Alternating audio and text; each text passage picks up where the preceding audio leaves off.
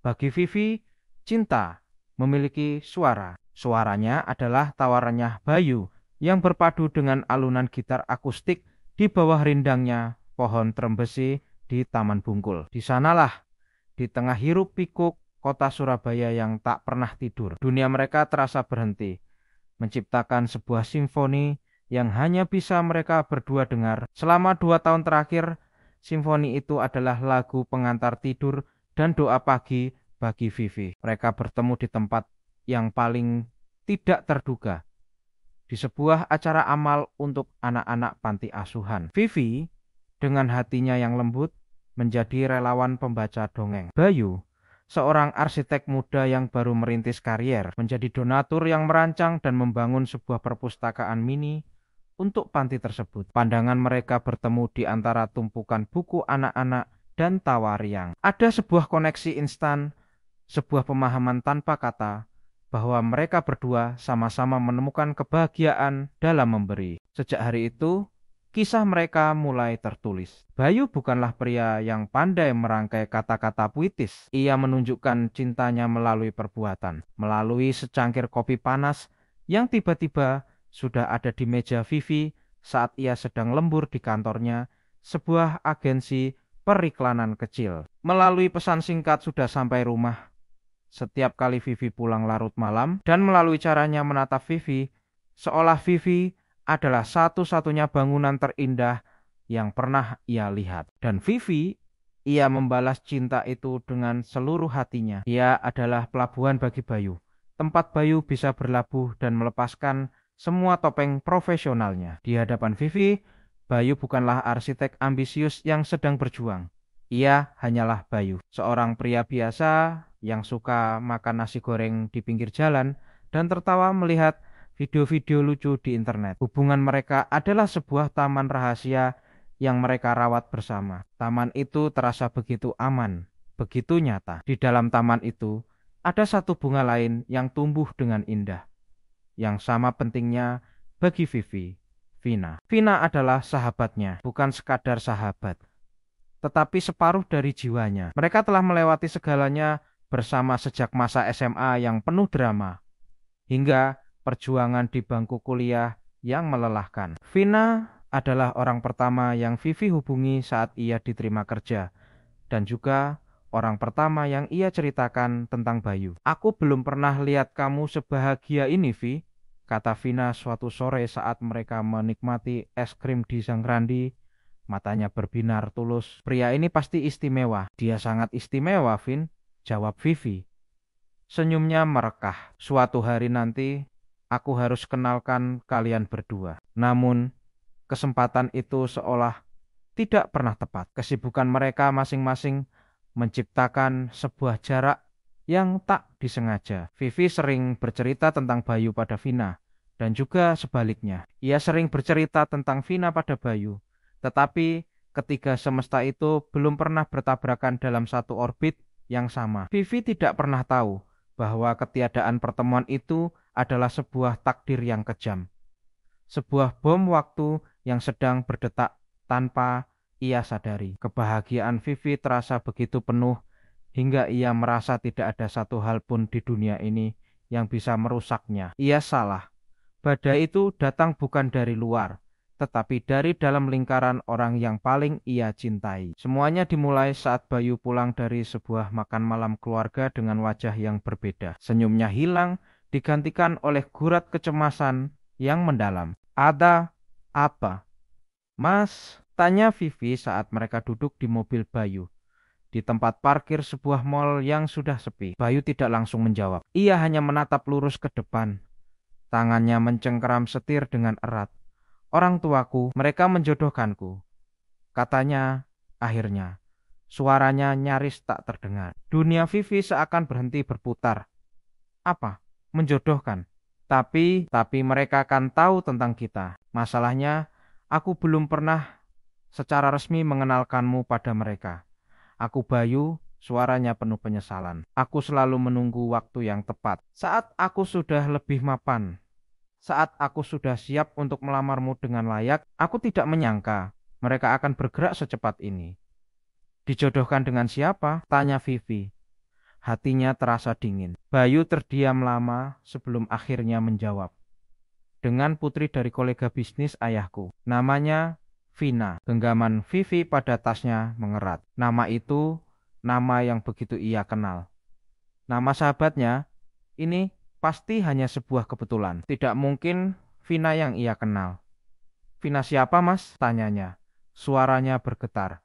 Vina Anindita. Dan saat itulah seluruh fondasi dunia Vivi runtuh. Vina Anindita, sahabatnya, belahan jiwanya. Kenyataan itu begitu absurd, begitu menyakitkan, hingga ia merasa sulit bernapas. Dia sahabatku, Bayu, bisik Vivi. Air matanya mulai mengalir. Wajah Bayu menjadi pucat pasi. Ia menatap Vivi tak percaya. Apa Vina sahabatmu? Ya Tuhan, aku tidak tahu. Vi, aku bersumpah aku tidak tahu. Kekacauan itu kini terasa 1000 kali lebih rumit. Ini bukan lagi sekadar perjodohan paksa. Ini adalah sebuah tabrakan takdir yang akan menghancurkan 3 hati sekaligus. Lalu apa yang akan kamu lakukan? Desak Vivi, suaranya kini bercampur dengan isak tangis dan amarah. Kamu harus bilang pada orang tuamu. Kamu harus menolaknya. Bayu mengacak-acak rambutnya dengan frustrasi. Aku sudah mencoba, Vi, tapi kamu tidak mengerti kondisi keluargaku. Ayahku memiliki utang budi yang sangat besar pada keluarga Vina.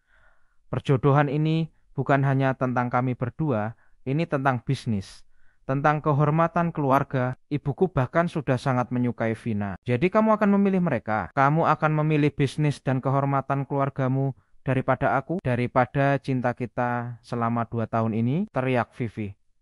Rasa sakitnya kini berubah menjadi amarah yang membara. Bukan begitu, balas Bayu. Nadanya putus asa. Aku hanya minta kamu memberiku waktu. Aku akan mencari jalan keluarnya. Tapi tolong, jangan beritahu Vina dulu tentang kita. Aku tidak mau dia terluka sebelum semuanya jelas. Permintaan itu adalah belati terakhir yang menusuk jantung Vivi. Jadi, di tengah kehancurannya sendiri, ia masih harus melindungi perasaan sahabatnya. Ia masih harus berpura-pura seolah tidak terjadi apa-apa. Aku tidak percaya ini, desis Vivi. Kamu memintaku untuk diam sementara kamu bertunangan dengan sahabatku sendiri. Malam itu, Vivi turun dari mobil Bayu dengan hati yang hancur berkeping-keping. Simfoni indah yang selama ini ia dengar, kini telah berubah menjadi alunan musik yang paling menyedihkan. Sebuah requiem bagi cinta mereka. Beberapa hari berikutnya adalah neraka bagi Vivi. Ia menghindari telepon dari Bayu dan Vina. Ia butuh waktu untuk mencerna kenyataan pahit ini. Namun, takdir seolah senang mempermainkannya. Siang itu, Vina datang ke kantor Vivi dengan wajah berseri-seri, membawa sekotak kue favorit Vivi. Vi, aku punya kabar gembira, seru Vina memeluk sahabatnya erat. Vivi merasa tubuhnya kaku. Ia hanya bisa memaksakan seulas senyum. Kabar apa, Vin? Aku dijodohkan dan kamu tidak akan percaya dengan siapa, kata Vina. Matanya berbinar penuh kebahagiaan. Dengan pria yang selama ini diam-diam aku kagumi. Namanya Bayu. Dia seorang arsitek. Dia baik, pintar, dan sangat sopan. Orang tuaku dan orang tuanya sudah bertemu. Rasanya seperti mimpi Vivi. Setiap kata yang keluar dari mulut Vina terasa seperti sebuah cambukan bagi Vivi. Sahabatnya sedang menceritakan mimpi indahnya. Mimpi yang dibangun di atas seruntuhan hati Vivi. Melihat binar kebahagiaan yang begitu tulus di mata Vina, lidah Vivi terasa keluh. Bagaimana mungkin ia bisa mengatakan kebenarannya? Bagaimana mungkin ia bisa menghancurkan kebahagiaan sahabat yang paling ia sayangi ini? Selamat ya, Vin. Hanya itu, kata yang berhasil keluar dari bibir Vivi. Suaranya serak. Aku ikut bahagia untukmu. Vina, yang terlalu bahagia untuk menyadari keanehan dalam suara sahabatnya, terus berceloteh tentang rencana-rencana pertemuannya dengan Bayu. Tentang gaun seperti apa yang akan ia kenakan. Vivi hanya mendengarkan. Senyumnya terpaku di wajahnya seperti sebuah topeng. Sementara di dalam hatinya menjerit. Sejak hari itu, Vivi harus menjalani sebuah peran paling sulit dalam hidupnya. Ia harus menjadi sahabat yang suportif bagi Vina. Ia harus mendengarkan semua cerita Vina tentang betapa sempurnanya Bayu. Ia harus memberikan nasihat tentang cara mendekati Bayu yang pendiam. Setiap cerita Vina adalah sebuah sayatan baru di lukanya yang menganga. Di sisi lain, Bayu terus mencoba menghubungi Vivi, mengirimkan pesan-pesan yang penuh dengan permohonan maaf dan janji bahwa ia akan menyelesaikan semuanya. Vivi tidak pernah membalasnya.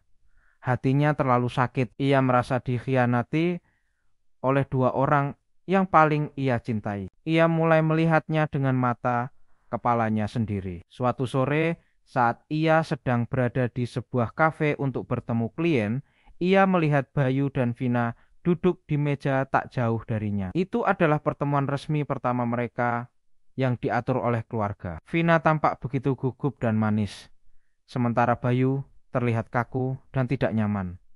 Hati Vivi tercabik-cabik. Ia melihat pria yang ia cintai duduk bersama sahabat yang ia sayangi, memulai sebuah kisah yang seharusnya menjadi miliknya. Ia segera pergi dari kafe itu sebelum mereka melihatnya. Air matanya tumpah di sepanjang jalan pulang. Waktu terus berjalan, dan Vivi semakin terpuruk dalam dilema yang menyiksa. Ia tahu, ia punya hak untuk marah, untuk memperjuangkan cintanya. Ia bisa saja menemui Vina, menceritakan semuanya, dan menghancurkan perjodohan itu. Tetapi setiap kali ia membayangkannya, ia akan teringat pada wajah Vina yang berseri-seri. Ia teringat pada semua momen yang telah mereka lalui bersama. Bagaimana Vina selalu ada untuknya di saat-saat terberatnya. Apakah ia sanggup menjadi orang yang merenggut kebahagiaan dari wajah itu? Di saat yang sama, ia melihat penderitaan Bayu. Pria itu tampak kehilangan berat badan, lingkaran hitam muncul di bawah matanya. Vivi tahu Bayu juga tersiksa. Ia terjebak antara cinta dan kewajiban. Jika Vivi memaksanya untuk memilih, itu hanya akan menghancurkan hubungan Bayu dengan keluarganya. Di puncak keputusasaannya, Vivi melakukan apa yang selalu ia lakukan saat hatinya gelisah. Ia pergi ke panti asuhan, tempat ia dan Bayu pertama kali bertemu. Ia duduk di perpustakaan mini yang dirancang oleh Bayu, dikelilingi oleh anak-anak yang tertawa riang. Melihat tawa tulus mereka, sebuah kesadaran menghantam Vivi. Cinta yang sejati bukanlah tentang memiliki, cinta yang sejati adalah tentang memberi kebahagiaan. Bahkan, jika itu berarti kita harus mengorbankan kebahagiaan kita sendiri. Ia mencintai Bayu, dan ia mencintai Vina, dan ia tidak sanggup melihat salah satu dari mereka menderita karena dirinya. Malam itu, Vivi akhirnya membalas pesan Bayu. Temui aku besok sore di Taman Bungkul. Ada yang ingin aku sampaikan. Mereka bertemu di bawah pohon trembesi yang sama, tempat simfoni mereka dulu sering terdengar. Tapi kali ini tidak ada lagi musik. Hanya ada keheningan yang berat. Aku tahu kamu menderita, Mas, kata Vivi memulai percakapan. Aku minta maaf, Vi. Aku sedang mencari cara. Tidak usah, potong Vivi lembut. Sebuah senyum tipis yang penuh kedamaian terukir di bibirnya. Aku sudah menemukan caranya. Bayu menatapnya bingung. Lanjutkanlah perjodohan itu dengan Vina, kata Vivi. Bayu terperangah. Apa? Tidak, aku tidak bisa, Vi. Aku mencintaimu. Aku tahu, balas Vivi. Matanya kini berkaca-kaca. Dan karena aku juga mencintaimu, aku tidak akan membiarkanmu hancur karena memilih antara aku dan keluargamu. Dan aku juga sangat menyayangi Vina. Dia sahabatku. Aku tidak akan pernah bisa bahagia jika kebahagiaanku dibangun di atas penderitaannya. Dia pantas mendapatkan pria baik sepertimu. Tapi bagaimana denganmu? Tanya Bayu. Suaranya serak. Vivi menarik napas dalam-dalam, mencoba menahan isak tangis yang mendesak keluar. Aku akan baik-baik saja. Jangan khawatirkan aku. Tugasmu sekarang adalah belajar untuk mencintai Vina dengan tulus. Lupakan aku, bahagiakan dia dan orang tuamu. Vivi berdiri, menatap Bayu untuk terakhir kalinya. Ia mengulurkan tangannya.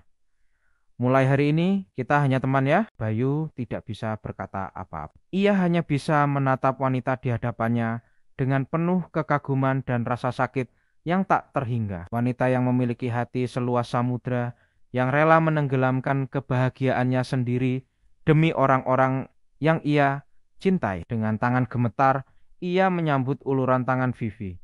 Jabat tangan itu terasa seperti sebuah perpisahan abadi. Beberapa bulan kemudian, sebuah undangan pernikahan berwarna pastel sampai di meja kerja Vivi. Undangan pernikahan Bayu dan Vina. Vivi menatapnya lama, lalu memasukkannya ke dalam laci tanpa membukanya lebih lanjut. Di hari pernikahan mereka, Vivi tidak datang. Ia memilih untuk pergi ke sebuah bukit di daerah Trawas, tempat yang tinggi di mana ia bisa melihat gemerlap lampu Surabaya dari kejauhan. Ia duduk di sana sendirian, membiarkan angin malam membelai wajahnya. Ia tidak menangis lagi. Rasa sakit itu masih ada, tetapi kini telah berubah bentuk menjadi sebuah keikhlasan yang damai. Ia membayangkan sahabatnya yang kini tersenyum bahagia dalam balutan gaun pengantin. Ia membayangkan Bayu yang kini telah memenuhi kewajibannya sebagai seorang anak. Dan di dalam hatinya ia memanjatkan sebuah doa. Ya Tuhan, terima kasih telah meminjamkan aku cinta yang begitu indah. Meskipun singkat, aku bersyukur. Kini aku kembalikan kebahagiaan ini padamu. Tolong, limpahkan seluruh kebahagiaan itu pada mereka berdua. Jadikan mereka pasangan yang sakinah, mawaddah, warahmah, dan untukku. Berikan aku kekuatan untuk terus berjalan. Saat ia menatap langit Surabaya yang berbintang, Vivi tersenyum. Simfoni cintanya dengan Bayu mungkin telah berakhir, tetapi gemanya tidak pernah benar-benar hilang. Gema itu kini telah berubah menjadi doa, sebuah melodi sunyi yang akan selalu ia kirimkan untuk kebahagiaan dua orang yang paling ia cintai di dunia. Dan dalam pengorbanan itu ia menemukan sebuah bentuk cinta yang paling tinggi dan paling murni.